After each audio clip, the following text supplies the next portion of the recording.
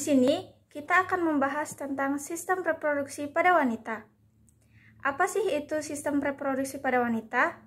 Sistem biologis yang terdiri dari organ dan jaringan yang digunakan untuk reproduksi dan atau berkembang biak pada wanita. Sistem reproduksi ini dibagi menjadi beberapa bagian. Yang pertama, kita akan membahas tentang genitalia. Di genitalia ini terbagi menjadi dua, yaitu genitalia eksterna dan genitalia interna. Yang pertama, kita akan membahas tentang genitalia eksterna. Apa sih genitalia eksterna itu? Genitalia eksterna adalah alat kelamin yang tampak dari luar. Genitalia eksterna terdiri dari apa saja sih? Di sini ada mons pubis, klitoris, uretra, vagina, selaput darah atau himen, labia mayor, labia minor, dan di sini ada anus. Nah, di genitalia eksterna ini terdapat dua kelenjar. Yang pertama, kelenjar Bartholin dan kelenjar Skene. Gimana sih letak kelenjar Bartholin? Letak kelenjar Bartholin yaitu di sisi-sisi vagina, berfungsi untuk melumasi vagina. Sedangkan kelenjar Skene berada di sisi uretra.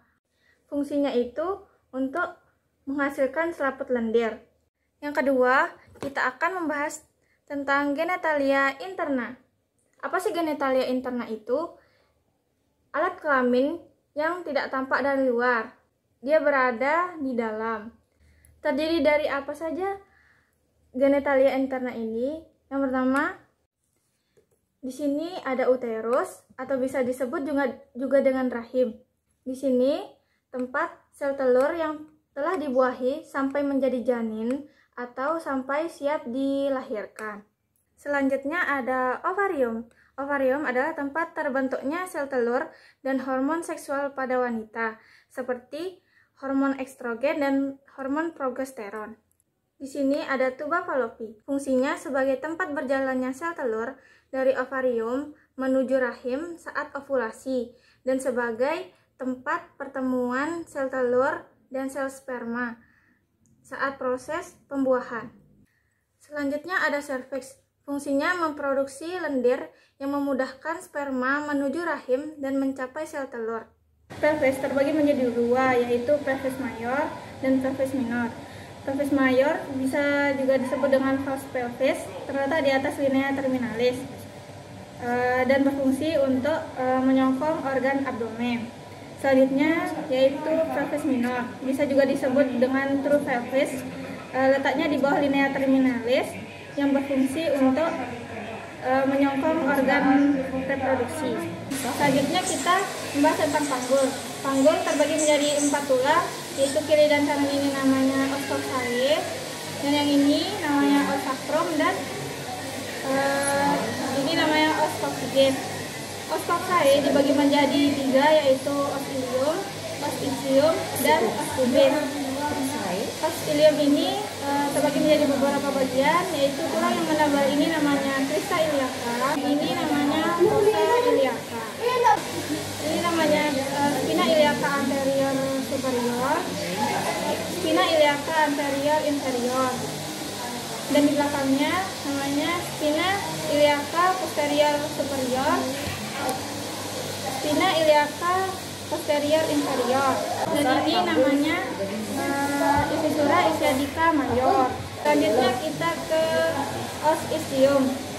Yang ini namanya tuber ischiadica, yang berlubang ini namanya foramen obturatum, dan yang ini, yang cekungan ini namanya acetabulum.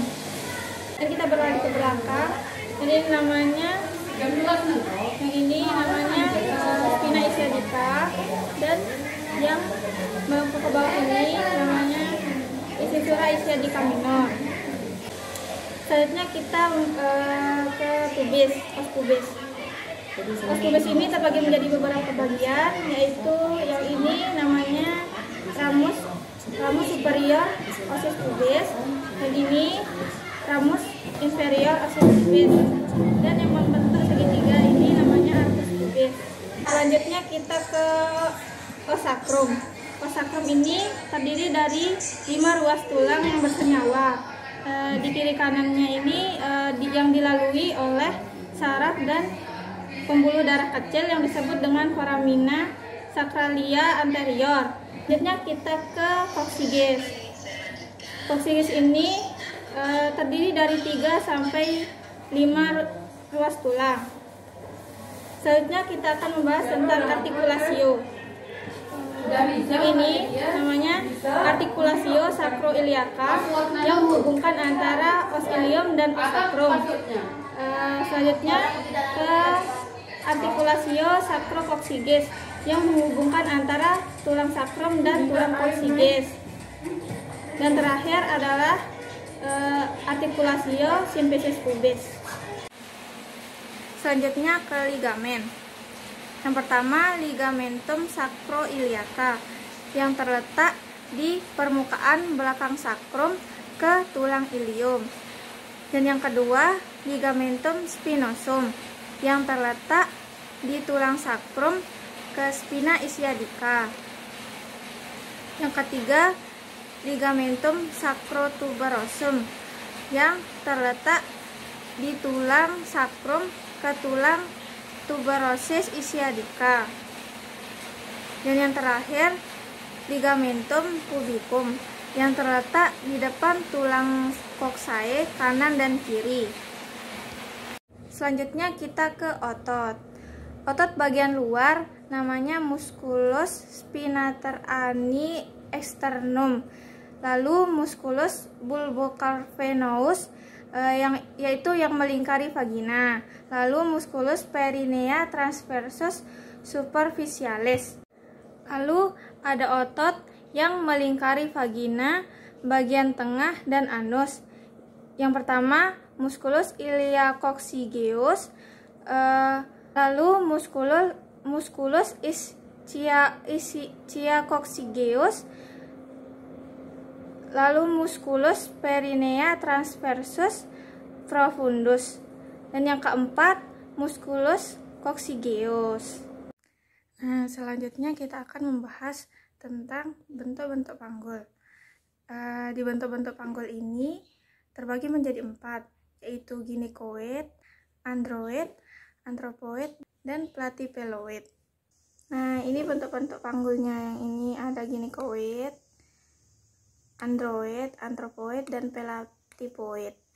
Selanjutnya kita akan membahas tentang panggul gynecoid. Nah, panggul gynecoid ini adalah panggul dengan pintu atas panggul yang bundar atau dengan diameter transversal yang sedikit lebih panjang daripada diameter anteroposterior dan dengan panggul tengah serta pintu bawah panggul yang cukup luas. Jenis ini ditemukan pada 45% wanita. Yang kedua, kita akan membahas panggul android. Nah, panggul android ini adalah panggul dengan bentuk pintu atas panggul hampir segitiga. Panjang diameter anteroposterior hampir sama dengan diameter transversal. Yang kedua, kita akan membahas tentang panggul android. Nah, panggul android ini bentuk pintu atas panggul hampir segitiga. Panjang diameter anteroposterior hampir sama dengan diameter transversal.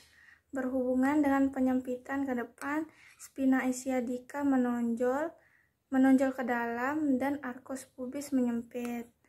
Nah, jenis ini dimiliki oleh 33% pria. Kalau pada wanita, dia akan mempersempit jalannya persalinan. Yang ketiga, kita akan membahas tentang panggul anthropoid. Nah, panggul anthropoid ini adalah panggul dengan diameter anteroposterior yang lebih panjang daripada diameter transversal dan dengan arcus pubis yang sedikit menyempit. Jenis ini ditemukan pada 35% perempuan. Dan yang terakhir, bentuk panggul platypeloid. Nah, panggul platypeloid ini adalah panggul dengan diameter anteroposterior yang jelas lebih pendek daripada diameter transversal pada pintu atas panggul dan arkus pubis yang luas. Jenis ini ditemukan pada 5% perempuan. Selanjutnya kita akan membahas tentang pemeriksaan panggul luar.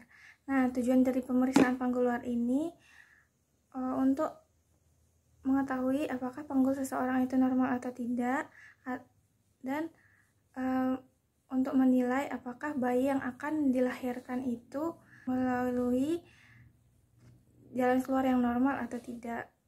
Nah, di pemeriksaan panggul luar ini terdapat 4 macam, yaitu distansia spinarum, distansia cristarum, conjugata externa, dan lingkar panggul. Yang pertama kita akan membahas tentang distansia spinarum.